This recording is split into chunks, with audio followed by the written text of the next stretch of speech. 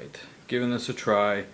Trying to do the reflection for Dr. Strickland's class, ED UC 586, reflection number 1.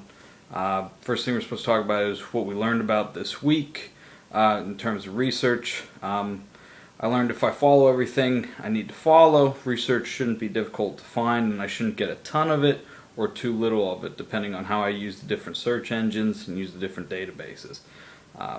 The main thing I'm sort of learning about research is what I considered research prior to taking this class was not in fact research, at least not primary research or empirical research, as you know we're beginning to learn about here. So research seems to be much more in depth than I originally realized. As far as challenges that I've encountered in my research, trying to find these different articles through the databases has been sort of complex for me, at least. I'm feeling confused, not being able to go to class last week because of the flooding and so forth really threw me off because I had a lot of questions I want to ask. I was sort of struggling, and I'm having a hard time understanding where exactly we're going, and hopefully I'll be able to get those questions answered next week. But the biggest challenge is I don't know how much research I'm supposed to get, or how direct or how specific I'm supposed to be with it. What I'm hoping to do is something along the lines of the lack of a parent, primarily a father figure, in a student's life, primarily a male student's life, and how it can affect them in terms of motivation, behavior, academics, and so forth. It's something that is personal to me because it's something I went through, and a lot of the population students I work with also go through it. There's a lot of interesting things I think I see, since the majority of my young men do not have father figures, let alone fathers in their lives.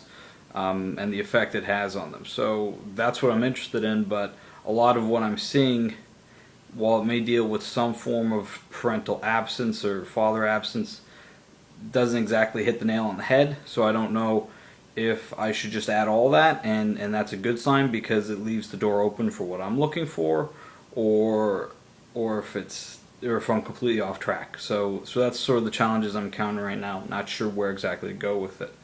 As far as successes, I'll be honest, I can't say I've had any this week. I mean, I found a couple articles, but I wasn't too confident it was what I need to find or what I was really looking for. And now the biggest difficulty seems to be, am I in the right direction? Am I on the right path? Do I need to completely change what I'm doing? Do I need to completely change my subject? And again, hopefully when I get to class this coming week, that'll help, make more sense about that. What have I learned about myself?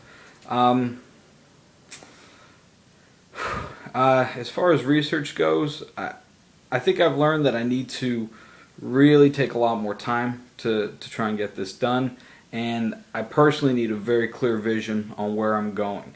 I'm very detail oriented, I'm very type A, nuts and bolts, and right now I guess my confusion is I'm not sure where this all is ultimately supposed to end.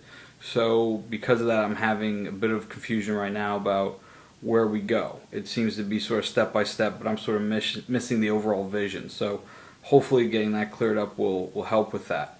My current job doesn't lend itself to having a lot of free time, so trying to find time to get this done is very difficult, and that's by no means an excuse. I need to just spend my time during the day while the kids are at school working on this, and it's going to take a tremendous amount of time compared to what I've allotted for research, quote unquote, in the past, that I'm realizing more and more isn't the research that this class is all about. So the time commitment is sort of going to be the most difficult thing. As far as what the next steps are, that's again where I'm looking forward to class because I'm a little confused, and hopefully class, I'll be able to ask some questions and get a clearer understanding of where we're going. With our search for articles and the purpose of our search for articles and the annotated bibliography and all those sort of steps. Obviously, the next step is I need to find more articles. I need to sort of refine what exactly I'm doing, whether that means completely changing the subject I'm on, or changing my tact, or changing the database I'm looking into, or what I'm looking for, or how I'm wording things. I don't know.